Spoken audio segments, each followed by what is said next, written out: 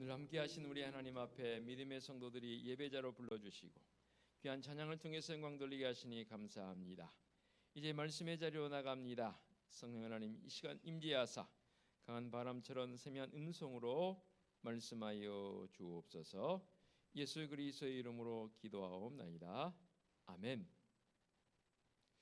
2024년 올 한 해를 불과 3일 정도 남겨놓고 성령 감사 주일로 지키고 있습니다. 어느 해보다도 올해는 특별히 12월 들어서는 온 국민들이 깜짝 놀랄 일들이 있어서 마음을 조아리기도 하고 또 마음 아파하는 그러한 일들이 우리 주변에 지금도 계속 진행되고 있는 것 같아서 안타깝습니다. 2년 반의 시간을 지켜봤지만 참으로 정치하는 이들의 마음속에 어떤 마음이 있는지 사실 백성되는 한 사람으로 헤아리기 쉽지 않은 그러한 지금의 모습 속에서 어쩌면 우리의 마음에 좌절 내지는 우리의 마음속에 실망감이 더 있는 그러한 올 한 해이지 않겠나 생각을 해봅니다. 그러나 우리 믿음의 성도들은 한 해를 마무리하면서 이 실망된 마음이 혹여 있었다면 다 십자가에 내려놓고 이제는 내년을 우리가 기다리면서 미래에 대한 소망을 가지고 살아가는 성도적 삶이 되어지기를 원합니다.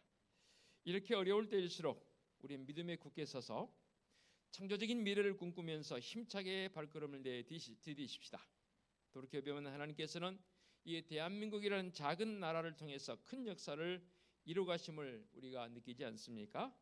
그 이유는 이 땅에 하나님의 말씀이 읽혀지고 선포되어지기 때문이고 세상에 잡다한 것들이 말씀보다 위에 있었다면 아마도 이 민족이 세계를 향해서 이렇게 막강한 힘을 발휘하지 못했을 것입니다.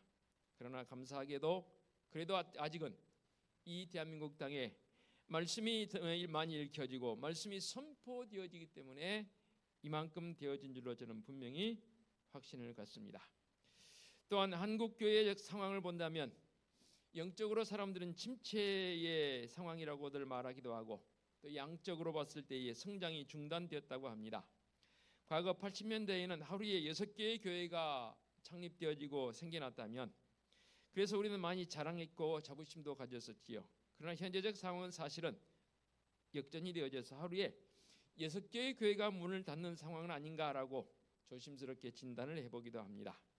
지금 우리 은혜숙교회는 새로운 자세를 가지고 다시 일어서야 할 때가 바로 지금이지 않겠나 싶습니다. 그래요. 올해 여러분 수고 많이 하셨고 또 지난 시간 돌아볼 때에 우리의 마음을 아프게 하는 일도 있었고 또 여러 가지 그럼에도 불구하고 성들이 마음이 하나 돼서 어떻게든 영성을 깊이 있게 지켜가기 위한 성도들의 몸부림도 있었습니다.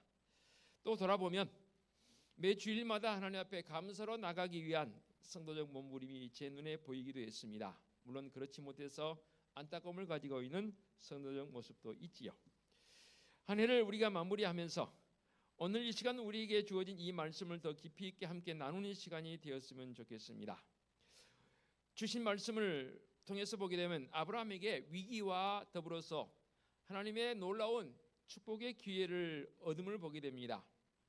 나름 저는 그렇게 해석을 해봤습니다. 조카 롯이 떠난 뒤에 아브라함의 마음은 어떠했을까? 찹찹했을 것 같아요. 어찌 보면 그에게 있어서는 위기의 한순간이었을 수도 있지 않겠습니까? 오늘의 현재 불안과 또 성도의 마음속에 자꾸만 여러 가지 경제적인 어려움 때문에 어찌하지 못하는 안타까움이 있는 그런 상황과 어쩌면 비슷할 수 있지 않나 생각을 한번 해봅니다. 이때에 거듭 말씀드리거니와 창조적이면서 궁극적인 미래를 바라볼 수 있는 성도적 삶이 되어지기를 원합니다. 먼저 14절 말씀에 이렇게 고백하고 있습니다. 너는 눈을 들어 너희 있는 곳에서 북쪽과 남쪽 그리고 동쪽과 서쪽을 바라보라. 우리나라에서 사방을 헤아리는 방법과 이스라엘 지역에서 사방을 헤아리는 방법은 좀 다른 것 같아요. 그래서 있는 원문 그대로를 번역하다 보니까 우리는 사방을 헤아릴 때 가장 먼저 나온 지역이 어디입니까? 동, 서, 남, 북 이렇게 우리는 헤아리지 않습니까? 그런데 성경에서는 좀 다릅니다. 북쪽부터 헤아려집니다. 지형상 그렇게 될 수밖에 없다라고 그리고 그들의 사고 속에는 북쪽이 먼저인지라 그렇게 헤아렸다라고 주석가들은 주석을 붙이고 있습니다. 뭐 그게 중요한 건 아니고요. 북남동서 쪽을 바라보라. 왜 이렇게 하나님께서 아브라함에게 말씀하셨을까요? 그토록 나름 의지했던 조카, 아들처럼 의지하고 함께 살았던, 그리고 그를 길렀던 아브라함인데 조카 롯이 냉정하게 돌아섭니다. 그리고 제 길로 가버립니다. 어쩌면 가슴이 뻥 뚫린 것 같은 허전함과 슬픔에 사로잡혔을 수도 있다 그 말입니다. 저도 살아오면서 헤어짐의 그 모습 속에서 되게 눈물을 흘렸던 적이 한 몇 번 있습니다.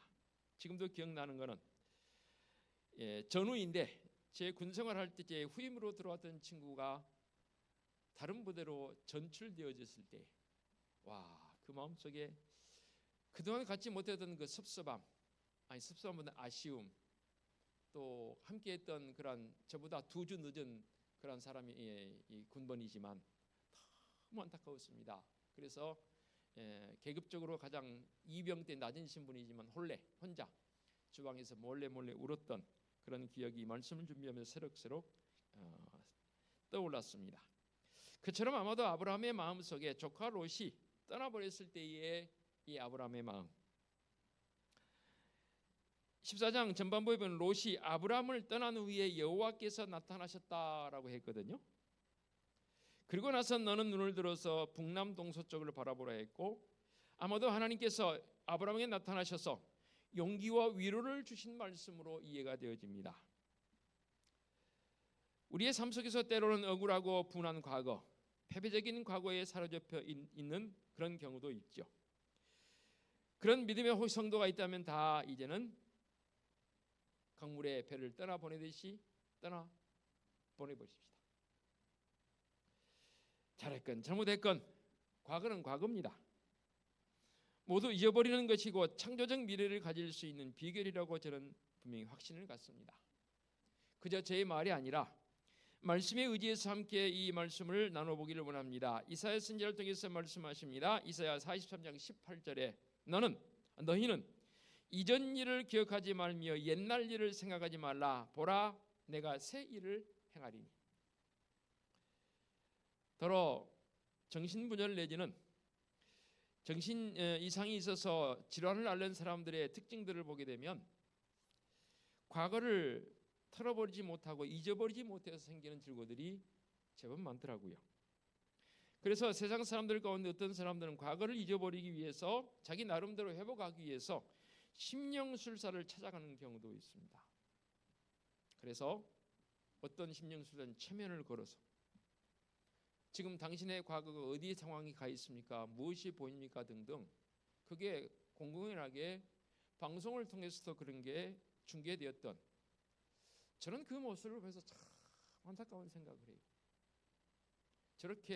저런 사람들에게 자기의 마음을 의지해야 하는가? 저는 분명히 확신해요.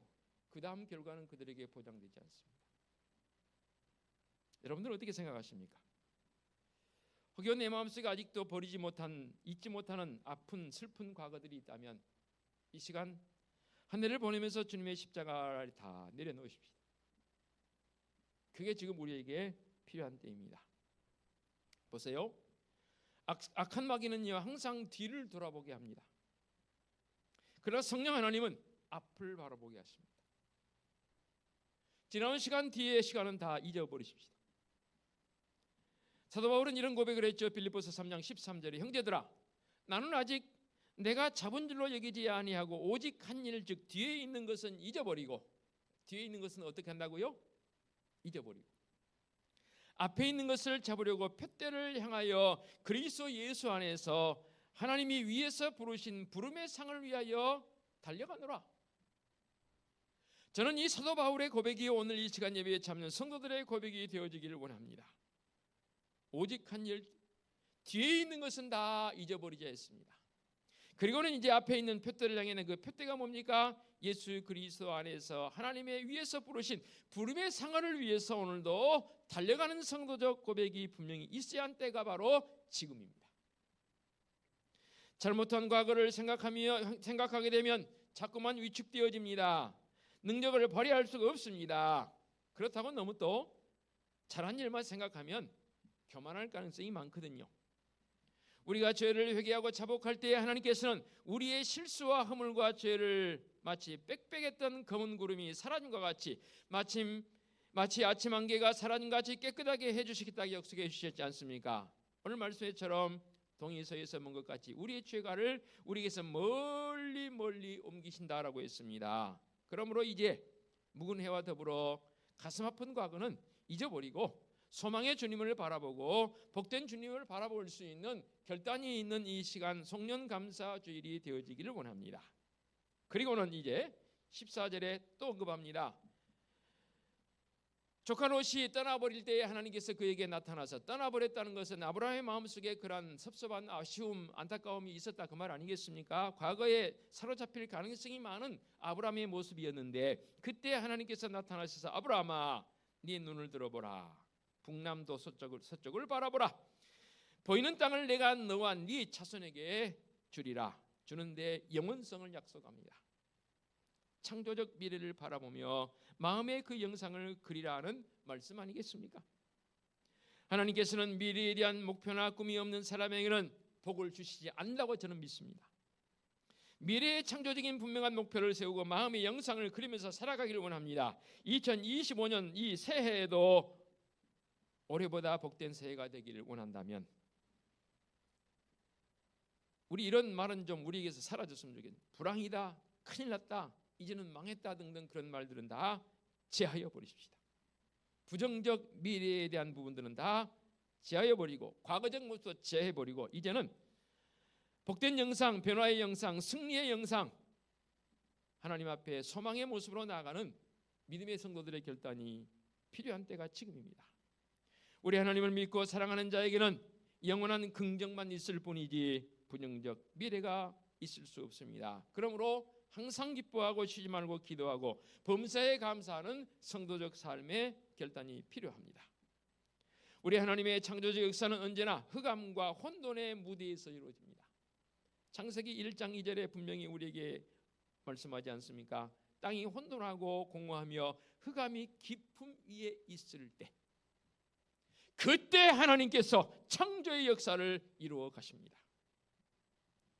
내 삶의 주위 환경이 캄캄하고 혼돈의 모습으로 느껴지십니까? 그렇다면 하나님의 창조적 이 역사를 기억해 내십시다.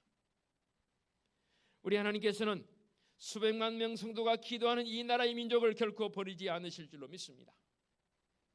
예수 그리스도를 믿고 구원받은 우리 성도들을 그와 같이 내버려두지 않으심을 저는 믿습니다. 그러므로 궁극적인 미래, 창조적인 미래의 모습을 우리의 마음속에 새기면서 올 한 해 보내고 3일 후에 새해를 맞이하십시다. 그래서 저도 나름대로 새해에는 참으로 더 많이 하나님 앞에 우리 교회의 모습이 세워져 가기를 원해서 저도 나름 오랫도록 기도하면서 내년의 계획을 준비했습니다. 그 구체적인 모습들은 원단 예배 때 말씀드린다고 제가 광고 시간에 말씀드렸습니다. 그래서 우리 교회에도 수년 내에 지금의 모습보다 훨씬 더 배가 되어지는 예배자의 모습이 있었으면 좋겠고요. 가장 안타까운 교회학교 부흥을 위해서 온 성도들이 힘써주시고 기도해 주셔야 할 줄로 믿습니다. 아울러서 우리 성도들의 가정과 사업장과 직장이 어떤 때보다 든든하게 세워지는 은혜의 한 해가 되어지기를 원하는 마음으로 올해를 보내십시다. 그래서 우리 교회 은혜주교회 성도들은 다 같이 이런 꿈을 가지고 마음에 그려가면서 분명히 이루어짐을 믿고 주님 앞에 나아가십시다. 반드시 이루어질 줄로 믿습니다. 그래서 믿음으로 우리의 꿈을 잉태하고 힘들어도 절대로 포기하지 마시고 유산시키지 말고 계속해서 기도하시면서 현실의 아기를 한번 낳아보십시다. 위대한 사람이 따로 없습니다. 믿음의 모습으로 기도하면서 하나님 제일 주위로 나가는 사람이 저는 가장 위대한 사람이라고 확신을 갖습니다. 그리고 나서는 하나님께서 이제 아브라함에게 놀라운 언약을 하십니다. 아브라함에게 장차 주실 가나안 땅을 바라보면서 17절 말씀에 이렇게 말씀을 하시네요. 우리 한번 같이 보실까요? 17절 같이 봉독합니다. 시작. 너는 일어나 그 땅을 종과 행으로 두루 다녀보라. 내가 그것을 네게 주리라. 약속의 말씀을 믿고 아브라함이 18절에 이렇게 행동을 옮기기에 아브라함이 장막을 옮겨 헤브론에 있는 마므레 상수리 수풀에 이르러 거주하며 거기서 여호와를 위하여 뭘 했다고요? 제단을 쌓았더라. 복습 한번 하겠습니다. 과거에 제가 여러 번 여러분 말씀드렸던 이 내용인데요. 성경에 여러 인물이 나오지 않습니까? 그런데 유독 아브라함과 이삭과 야곱을 믿음의 조상적 관점에서 이 세 제너레이션, 이 세 세대가 언급되어집니다. 물론 요셉도 언급되어지지만 이 아브라함, 이삭, 야곱을 가장 깊은 믿음의 세대로 언급을 합니다. 왜 그럴까요? 그 이후에 많은 사람들이 등장하지만 창세기에서 이 세 사람이 대표성을 가지고 믿음의 조상으로 언급이 되어집니다. 왜 그랬을까요? 여러 가지 해석이 있지만 저는 이렇게 해석을 합니다. 이 세 사람은 가는 곳마다 제단을 쌓습니다. 여러분, 요셉이 제단 쌓단 말 나오나요? 물론 원역사 속에 노아가 방주에서 내려와서 처음으로 하나님께 제단을 쌓았다는 기록이 있긴 합니다. 그건 원역사 속이니까 원역사 말고 실제로 역사를 이루어갔던 믿음의 출발점이라 하는 아브라함 때부터 계산해 본다면 아브라함, 이삭, 야곱은 가는 곳마다 제단을 쌓습니다. 과거의 제단은 지금의 우리의 어떤 모습입니까? 예배자의 모습을 합니다. 청교도들이 훌륭했던 것은 뭡니까? 그들이 신앙의 자유를 찾아서 그들 나름대로 미지의 땅에 와서 가장 먼저 했던 일이 뭐라고요? 교회를 먼저 지었습니다. 제가 밖에 나가 보니까 한국의 디아스포라들, 이민자들의 모습이 이런 모습이더라고요. 세계에서 가장 부지런하고 가장 훌륭한 어떠한 그들의 삶의 환경을 자랑하는 이민자들의 대표성이 어느 나라인지 아십니까? 대한민국입니다. 심지어는요, 다른 종교를 가진 사람들도 이민 간 사람들 중에는 대부분이 주일이면 교회로 모입니다. 물론 그들 가운데 목적이 다른 목적을 가지고 모인 사람도 있긴 해요. 그러나 궁극적으로 모이는 장소가 어디냐면 교회입니다. 우리가 직접 지은 교회가 어떠하면 그들이 먼저 지어놨던 교회를 빌려서 시간을 좀 달리해서 예배하고 그리고 친교하는, 저는 그 모습 속에 너무 반했습니다. 매료되었습니다. 그렇구나. 우리 역시 마찬가지입니다. 우리의 삶에서 매 순간순간 하나님 앞에 예배자의 모습으로 나가기 위한 성도적 몸부림이 분명하게 우리에게 있어야 합니다. 하나님께서 아브라함에게 언약을 맺어주지 않습니까? 야 아브라함아, 너는 일어나 그 땅을 종과 행으로 두루 다녀보라. 내가 그것을 네게 주리라. 이 언약을 믿고 아브라함이 그의 삶의 처소를 옮기지 않습니까? 장막을 옮겨서 헤브론에 있는 마므레 상수 수풀에 이르러 거기에서 여호와를 위하여 제단을 쌓습니다. 제단을 쌓았단 말은 무슨 말입니까? 그의 삶에 하나님 제일주의로 나가겠습니다는 믿음의 결단이 바로 제단을 쌓는 행위 아니겠습니까? 여러분이 주님 앞에 나와 매주일 이렇게 일주일에 한 출발점이 되어진 주일에 왜 이 땅에 나와서 예배합니까? 우리 역시도 나 역시도 하나님 제일주의로 살겠다는 믿음의 결단이 바로 제단을 쌓는 행위처럼 예배하는 성도적 삶의 모습이 아니겠습니까? 하나님의 영광을 위해서 살지도 않고 하나님께서 명하신 말씀대로 살지 않으면서 하나님의 큰 복을만을 달라고 기도한다면 무슨 아닙니까? 더 구체적인 예를 들어볼까요? 1,000원에 감사할 줄 모르는 사람이 10만 원이 생긴들 감사할 것 같습니까? 감사하지 않습니다. 좀 더 구체적인 예를 들어볼까요? 몇십만 원의 수입에 하나님 앞에 11조 못하면서 하나님 몇백만 원 주시면 11조 하겠습니다 기도한다면 그게 무슨 일이 되겠습니까? 아니라는 거죠. 현재 지금 내 자리에 주어진 이 자리에서 하나님의 영광을 구하고 현재 내게 주은 바 수입을 통해서 하나님의 영광을 위해 쓰이고 이웃을 위해 쓰이고 베푸는 믿음의 삶이 바로 진정한 의미에서 오늘 아브라함이 제단을 쌓았던 그 성도적 모습 아니겠습니까? 특별히 새해부터는 하나님께서 우리에게 복 주시고 선택하신 이 거룩한 성의를 좀 더 지킬 수 있는 성도적 삶이 되었으면 좋겠습니다. 사실 저는 이 말씀을 주면 이 부분은 좀 제가 많이 마음속에 갈등을 했습니다. 성도들에게 이걸 가르쳐야 하나 말아야 되나. 과거에 몇 번 하긴 했지만 다시 한번 언급합니다. 여러분, 주일은요 놀러 다니는 날이 아닙니다. 간단히 일부 예배 드리고 내 볼일 보러 다니는 날도 아닙니다. 온종일 주님 생각하면서 정말로 예배자의 모습으로 바로 세워져 가는 날이 바로 주일입니다. 그래서 주일에는 오락을 행하지 아니하고 육신의 일을 위해서 일하지도 않고 특별히 여행하는 것까지도 하지 말라고 했습니다. 한 주간 천다는 이 성일 주일을 내가 주님 앞에 어떻게 드릴까? 이 날을 거룩하게 지켜야 그 다음 우리에게 주어진 시간 엿새 동안 더 새롭게 힘을 얻고 나가는 날이 되지 않겠습니까? 믿음의 성도들이 이 시간 결단하십시다. 새해부터는 주님의 날을 거룩한 성일로 지키고 간곡하게 바람이 있다면 이 성일에 그동안 읽지 못했던 말씀들을 많이 읽으시고 그동안 하지 못했던 기도가 있었다면 기도의 시간을 할애해서 이 성일에 하나님과의 영적 교통함이 있는 그러한 믿음의 성도적 삶이 되어지시기 바랍니다. 하나님과의 영적 교제가 없으면서 하나님의 인도하심을 받고 하나님 주신 복을 받겠다고요? 천만의 말씀이요. 쉽지 않습니다. 그래요. 금년에 그랬을지라도 저도 말씀드리지 않습니까?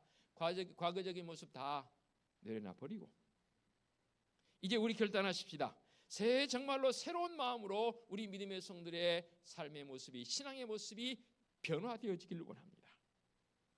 그래서 우리 은혜수교회 성도들이 다 한 고적의 마음을 가지고 서로서로를 위해서 위하고 서로서로를 위해서 기도하고 서로서로를 위해서 안위해주고 이끌어줄 수 있는 그리고 어느 때보다 기도로 시작할 것입니다.